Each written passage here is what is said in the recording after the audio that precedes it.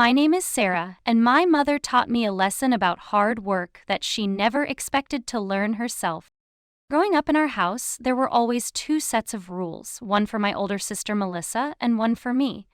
At first it was small things. Melissa got to stay up later, she got the bigger bedroom, she got more attention at her soccer games, while mine were often missed because of scheduling conflicts.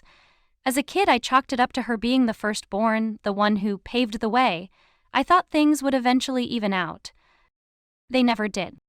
By the time we reached adulthood, the pattern was so deeply ingrained in our family dynamic that I didn't even question it anymore. Melissa's college graduation gift was a brand new car. Mine was a watch. Nice, but nowhere near the same value. For birthdays, she received lavish trips abroad. I got gift cards. Still, I kept my head down and worked hard. I put myself through college with minimal debt by working 2 jobs and maintaining a scholarship. I graduated with honors and landed a decent entry-level position in marketing.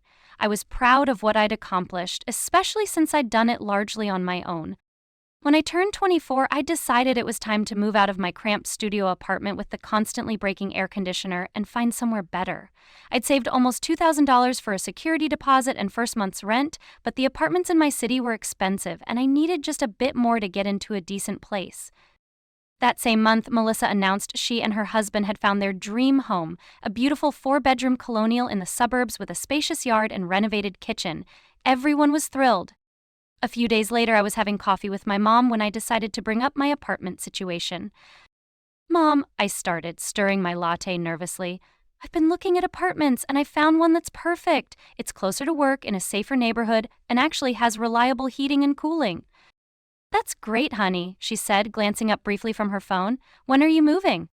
"Well, that's the thing. I've saved almost enough, but I'm about $1,500 short for the security deposit and moving costs. I was wondering if you might be able to help me out. I can pay you back over the next few months." My mother's expression changed immediately. The warmth disappeared from her eyes, replaced by a look I'd seen many times before: disappointment mixed with judgment. "Sarah," she said, setting her phone down with deliberate slowness, "you're an adult now. You need to learn financial responsibility. Your father and I can't just bail you out every time you want something you can't afford." I blinked, confused. "I've never asked you for money before. Not for college, not for my car, not for anything." "That's not the point," she continued. "The point is that you need to learn to stand on your own 2 feet. If you can't afford a new apartment right now, then you need to wait until you can, or get a second job. You just need to work harder." The words stung, but they weren't surprising. This was the same message I'd heard my entire life, delivered with the same dismissive tone. "Okay," I said quietly. "I understand." "Good," she replied, picking up her phone again. "Oh, did I tell you we're helping Melissa and David with their down payment? They found the most gorgeous house. You should see the kitchen." I sat there, numb, as she rambled on about Melissa's new house, the neighborhood, the schools for the children they didn't even have yet. I wanted to scream, to demand an explanation for why Melissa deserved tens of thousands of dollars while I couldn't even get a small loan. But I knew it would change nothing. Later that evening, my dad called. "Your mom told me about your apartment situation," he said, his voice gentle. "Look, she can be a bit traditional in her thinking sometimes. She helped Melissa because she's married and starting a family. In her mind, that's what parents should support." "And me being single means I don't deserve help?" I asked. "It's not about deserving, Sarah. It's just different priorities," he sighed. "Anyway, I wanted to let you know they're giving Melissa and David $30,000 for their down payment. It's being announced at dinner Sunday. I thought you should hear it from me first." I gripped the phone tightly, fighting back tears. "Thanks for telling me, Dad. Will you still come to dinner Sunday?" I wanted to say no. I wanted to scream that I wouldn't sit there and celebrate another example of the blatant favoritism that had defined my entire life. But instead, I heard myself say, "Yeah, Dad, I'll be there." That night, I lay awake in my hot apartment, the broken air conditioner humming uselessly in the background, and made a decision. I would never ask them for anything again, not a single dollar, not a favor, nothing. If my mother wanted me to work harder, then that's exactly what I would do, and I would make sure she knew just how well I could succeed without her help. Sunday dinner was exactly as painful as I'd anticipated. My mom made Melissa's favorite meal. There was champagne for the toast. My parents presented them with an oversized check like they'd won the lottery, and everyone acted like this was normal, like this was what families did. "It's just a little something to help you get started," my mom said, beaming with pride. "Your father and I want you to have the best possible foundation for your new life together." I sat quietly, sipping my champagne, wearing the mask of happiness I'd perfected over the years. Melissa caught my eye across the table and had the decency to look uncomfortable, at least. "Sarah," my mom said suddenly, "why don't you tell everyone about your new apartment hunt? Any luck?" For a brief, maddeningly satisfying moment, I considered telling the truth. I considered laying it all out, how I'd asked for a fraction of what they were giving Melissa, how I'd been told to work harder, how this dinner was just another reminder of where I stood in the family hierarchy. Instead, I smiled. "Actually, I've decided to stay where I am for now. I'm picking up some freelance work on the side to save up more money first. You know, working harder." My mother nodded approvingly, completely missing the edge in my voice. "That's very responsible of you, Sarah." I raised my glass to working harder, I said, looking directly at her. She smiled, clueless. "To working harder." The next 5 years were transformative. I took my mother's advice and worked harder than I ever had before. I doubled down on my career, picking up freelance projects, taking courses to improve my skills, networking relentlessly.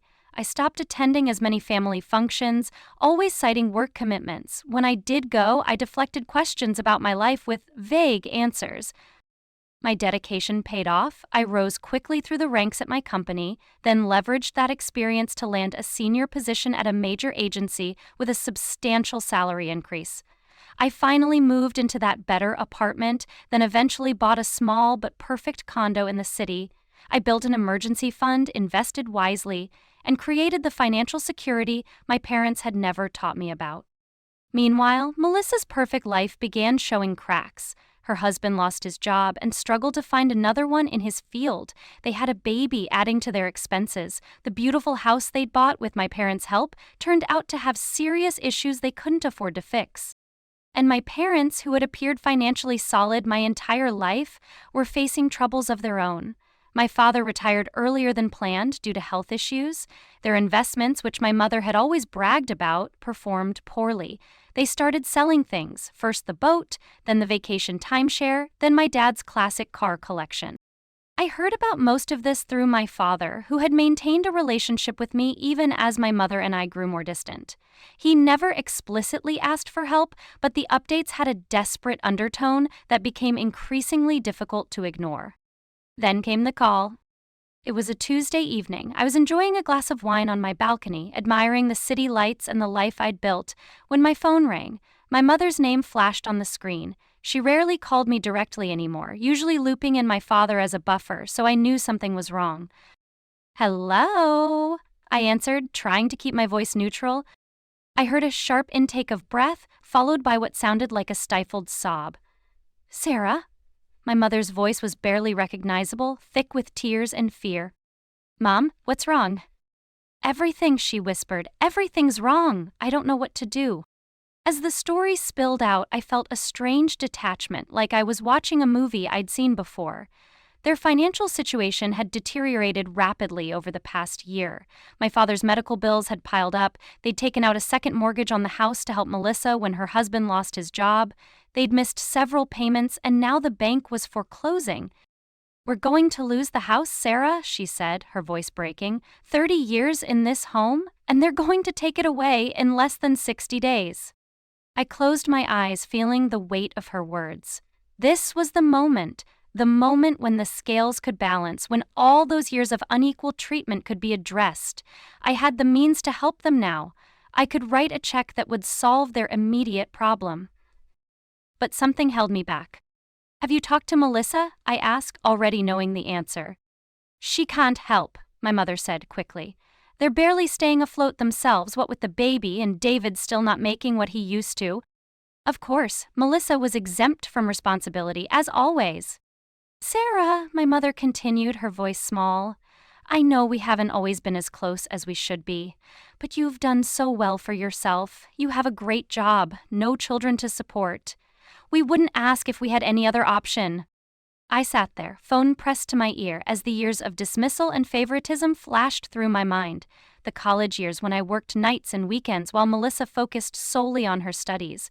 The cramped apartment I endured while they handed her the keys to a suburban dream home. The constant refrain, "You just need to work harder." "How much do you need?" I asked, my voice steady. 15,000, she said, hope creeping into her voice. "To catch up on the payments and stop the foreclosure process. We can figure out the rest later, maybe sell some more things." I took a deep breath. "Mom, can I ask you something?" "Of course, honey, anything." "Do you remember when I asked you for help with my apartment deposit 5 years ago?" There was a pause. Vaguely," she said cautiously. "You told me I needed to work harder, that I needed to stand on my own 2 feet. My voice remained calm, factual. "That same month, you gave Melissa $30,000 for a down payment on her house." The silence on the other end of the line stretched uncomfortably long. "That was different," she finally said. "Melissa was married, starting a family, I know. Dad told me that was why she deserved help, and I didn't." "Sarah, please, this isn't the time to dredge up old—" "It's exactly the time," I interrupted, "because now you're asking me for help, and I need to understand why the rules have changed." "Because we're desperate," she cried. "We're your parents, and we're about to lose our home." I closed my eyes, letting her words hang in the air. Then I opened my laptop and began typing. "I'm sending you an email, Mom. I want you to read it carefully." "What? Sarah, we don't have time for—" "It's a list," I continued as if she hadn't spoken. "A list of side hustles you and Dad can start immediately. Driving for rideshare companies, dog sitting, selling items on marketplace apps, taking online surveys, all the things I did when I needed extra money." I hit send and heard the notification ping on her end.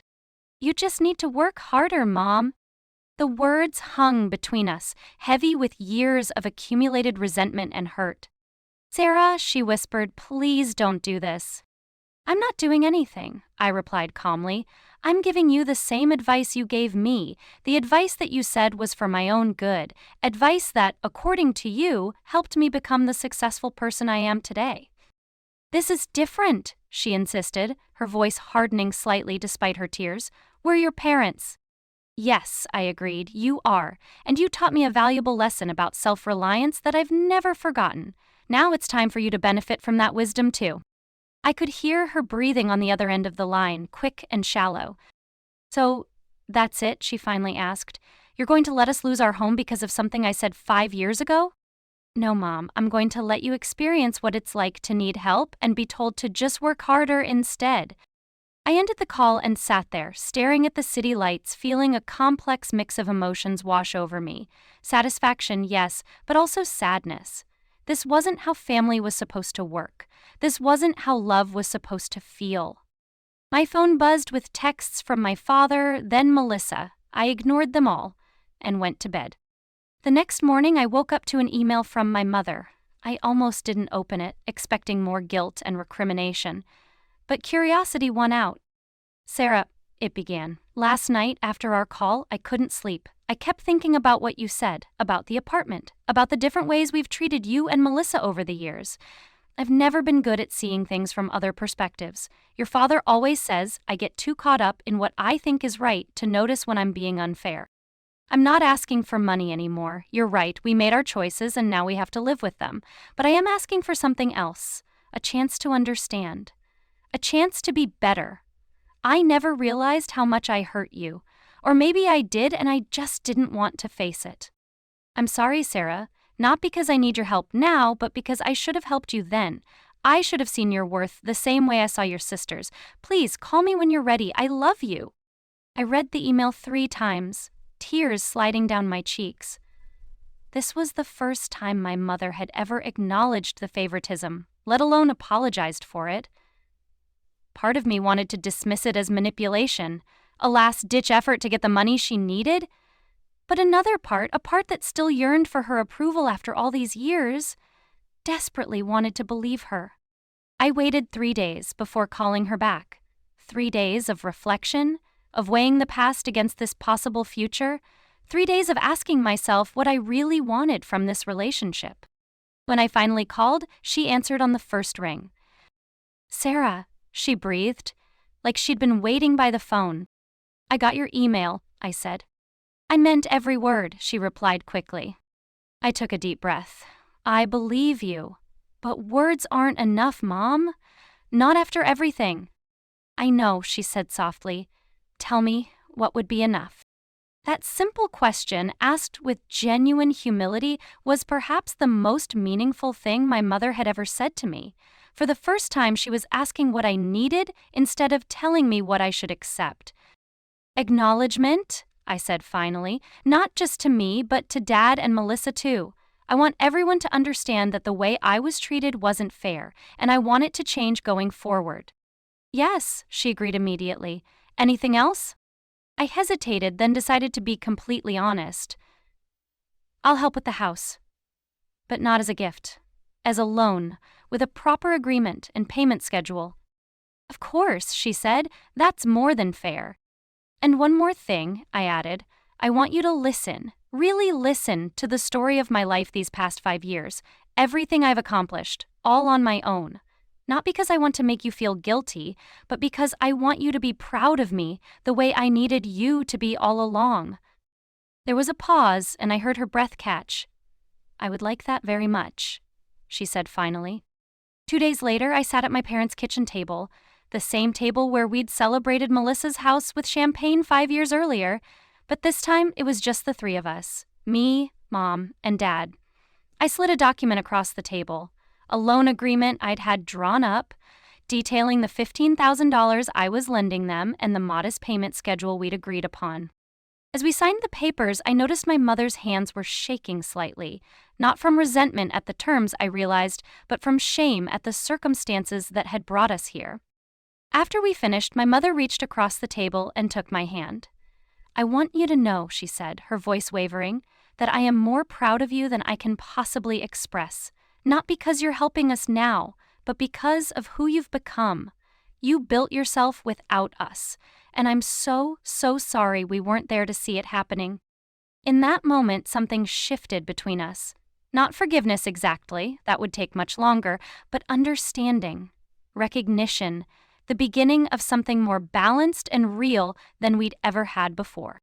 Over the following months, things changed in ways both subtle and profound. My mother started calling regularly, not to ask for anything, but simply to check in. She attended my company's charity gala and beamed with genuine pride as she introduced herself to my colleagues. For my birthday, instead of the usual generic gift card, she gave me a scrapbook she'd made, filled with childhood photos and mementos she'd saved over the years, proof that she'd been paying attention, even when it seemed she wasn't. As for the loan, they never missed a payment. My father picked up part-time consulting work, and my mother started selling handmade jewelry online, one of the side hustles from the list I'd sent her, as she sheepishly admitted. Melissa and I had our own reckoning too.